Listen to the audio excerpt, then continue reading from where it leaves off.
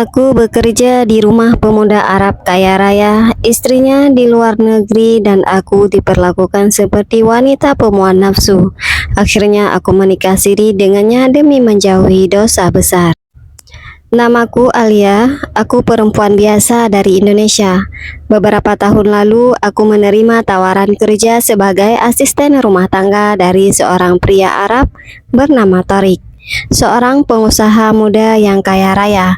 Bermukim dirian, istrinya tinggal di Paris bersama anak-anak mereka.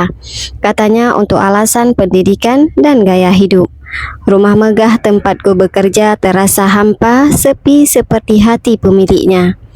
Awalnya semua berjalan profesional, aku membersihkan rumah, memasak, dan menjaga ketertiban harian. Tarik nyaris tidak bicara banyak, tapi perlahan suasana berubah. Dia mulai memperhatikanku bukan sebagai pekerja, tapi sebagai wanita. Alia, kenapa kau tak pernah tersenyum? Cantik sekali wajahmu kalau kau tersenyum, katanya suatu malam saat aku menyajikan teh. Aku hanya menunduk, tak nyaman, tapi tak berani menolak. Dia majikanku. Perlakuannya makin lama makin menggoda. Seringkali ia memanggilku larut malam, meminta dipijat atau hanya duduk bersamanya.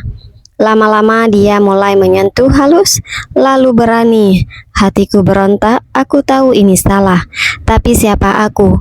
Aku hanya pembantu, sendirian jauh dari keluarga, tak punya daya. Sampai pada satu malam segalanya melewati batas. Aku menangis setelahnya, merasa najis, aku ingin kabur. Tapi kemana? Paspor dipegangnya, aku tak punya apa-apa. Esok paginya dia datang bukan dengan amarah, tapi dengan senyuman memuakkan. Alia, mungkin ini jalan terbaik. Kita nikah siri saja. Kau halal untukku, tak ada dosa, tak ada rasa bersalah. Ironisnya, ia yang merenggut kehormatanku kini menawarkanku pernikahan sebagai pelindung dari dosa yang ia ciptakan. Tapi aku sadar, hidupku terjebak. Pilihannya hanya dua, terus jadi wanita simpanan tak bernama, atau menerima tawaran ini demi setidaknya sebuah nama yang sedikit bermartabat. Dengan hati getir aku menerima. Kami menikah secara siri, tanpa pesta, tanpa saksi dari pihakku, tanpa cinta, hanya akad yang menyelamatkannya dari rasa bersalah dan menyelamatkanku dari kehancuran total. Kini, tiap malam aku tidur di ranjang mewah, tapi hatiku berbaring di lantai dingin. Aku istrinya, tapi tak pernah dicintai. Istrinya yang sah di Paris, aku hanya pelipur, seorang pembantu yang berubah status, bukan naik derajat, tapi terjerat. Alia masih hidup, tapi bukan sebagai diri yang dulu. Ia bertahan, tapi di dalam ia perlahan mati.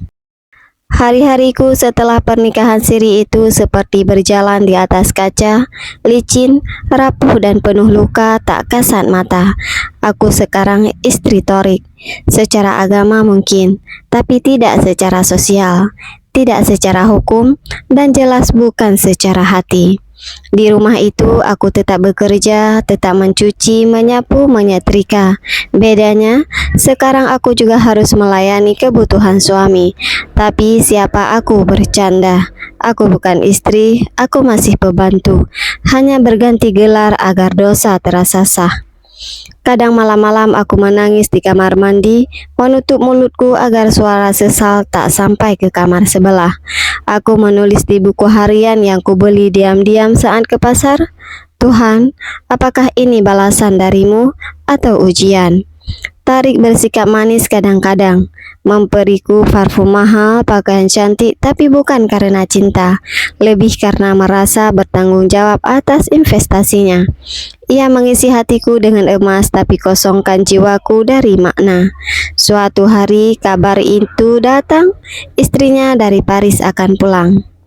Hatiku gemetar. Aku, istri simpanan tak bernama. Bagaimana nasibku nanti? Dibuang, dipindah, disembunyikan. Malamnya saat ia pulang kerja, aku memberanikan diri bertanya, Tuan, kalau istri Anda datang, saya harus bagaimana? Saya ini siapa? Tarik menatapku lama, seolah menimbang harga ayam di pasar. Kau tetap di sini, tapi jangan muncul, jangan banyak tanya, Alia.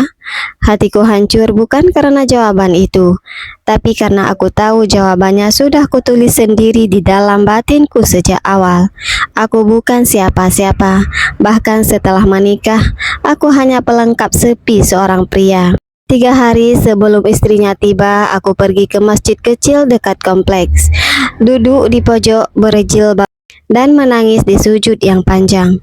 Ya Allah, jika ini dosa, ampunilah aku. Jika ini ujian, kuatkanlah aku. Tapi jika ini kehinaan, tolong angkat aku keluar darinya. Di sana aku bertemu seorang wanita tua dari Indonesia, namanya Bu Mahani. Ia bicara lembut, menanyakan siapa aku, lalu mendengarkan kisahku dengan mata berkaca-kaca. Nak, kau harus keluar. Ini bukan hidup yang Allah mau. Bukan begitu cara wanita dihargai. Aku menggenggam tangannya, tapi bagaimana, Bu? Aku tak punya siapa-siapa. Sekarang punya. Kau punya aku. Mari kita cari jalan keluar pelan-pelan. Sejak pertemuanku dengan Bu Mahani, aku mulai merasa tidak sendiri. Ia memberiku nomor kontak, menyelipkannya dalam bungkus kurma yang ia berikan setelah sholat. Kau sudah siap? Kabari, aku bantu yang aku bisa. Hari demi hari aku mulai mengatur nafas dan pikiranku. Aku tak mau jadi tahanan dosa seumur hidup. Aku ingin bebas meski harus kehilangan kenyamanan palsu yang selama ini mengikatku. Tapi keluar dari rumah Torik bukan hal sederhana. Paspor masih disimpannya.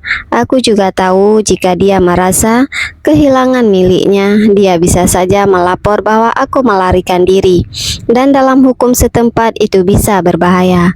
Maka aku menunggu, mengumpulkan keberanian seperti menampung serpihan harapan. Sampai akhirnya hari itu tiba. Istrinya datang dari Paris, rumah menjadi hidup. Tapi untukku, hidup kembali terasa mati. Aku dipindahkan ke kamar kecil di bagian belakang rumah, dilarang keluar dari area tertentu. Bahkan suara langkah kaki pun diminta untuk tidak terdengar. Aku sadar aku kembali jadi bayangan, bahkan lebih buruk karena sekarang aku adalah aib yang harus disembunyikan. Suatu malam saat rumah mulai sunyi dan lampu-lampu besar padam, aku mengirim pesan singkat ke Bu Mahani. Bu, saya siap. 2 malam kemudian, jam 2 dini hari, saat semua terlelap, aku membuka pintu belakang yang biasa digunakan untuk akses para pekerja kebun. Bu Mahani menungguku di ujung gang dengan mobil yang dikendarai keponakannya. Aku membawa satu tas kecil berisi mukena, beberapa baju dan buku harian yang penuh tangisan. Kami berkendara dari diam, hanya suara nafasku yang terdengar berat. Sesekali aku menoleh ke belakang, bukan karena takut dikejar, tapi karena aku masih sulit percaya aku benar-benar meninggalkan tempat itu. Kau akan tinggal di tempat penampungan sementara. Nanti kita urus paspormu dan surat pengantar ke KBRI. Tapi untuk sekarang kau aman, Nak, ucap Bu Mahani. Aku tak menjawab, hanya menangis, kali ini tanpa menahan suara untuk pertama kalinya dalam waktu yang lama. Air mata itu bukan karena dipermainkan, tapi karena aku selamat. Beberapa bulan kemudian, dengan bantuan KBRI, aku dipulangkan ke Indonesia. Nama istri Siri itu kubiarkan menguap bersama debu jalan Riyadh. Aku kembali ke desaku. Masyarakat mencibir, bertanya-tanya, tapi aku tidak lagi merasa perlu menjelaskan segalanya. Karena yang terpenting, aku kembali menjadi Alia, bukan milik siapa-siapa, kecuali milik Tuhan dan diriku sendiri.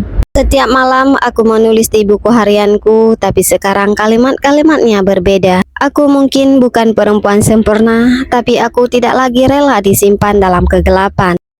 Aku tak lagi mau jadi halal yang disembunyikan atau istri yang dibusukan. Aku hanya ingin jadi manusia yang dihargai bukan karena tubuh, tapi karena martabat. Aku pernah jadi bayang di rumah megah, dipanggil dengan lirih, disentuh tanpa berkah, tak bersuara, tak berhak marah dalam dosa yang dibungkus akad seramah ibadah. Di negeri pasir ku tinggalkan nama, menjadi istri tanpa saksi dan tanpa terima. Kupikul malu dalam sutra, tapi hatiku telanjang luka. Aku diam di kamar sempit menjadi rahasia di balik dinding granit. Ia punya istri di Paris dan aku di lorong sempit. Bukan cinta, hanya hasrat yang sempit. Tapi malam bersujud mendengar tangisku dan pagi menjawab dengan jalan keluh.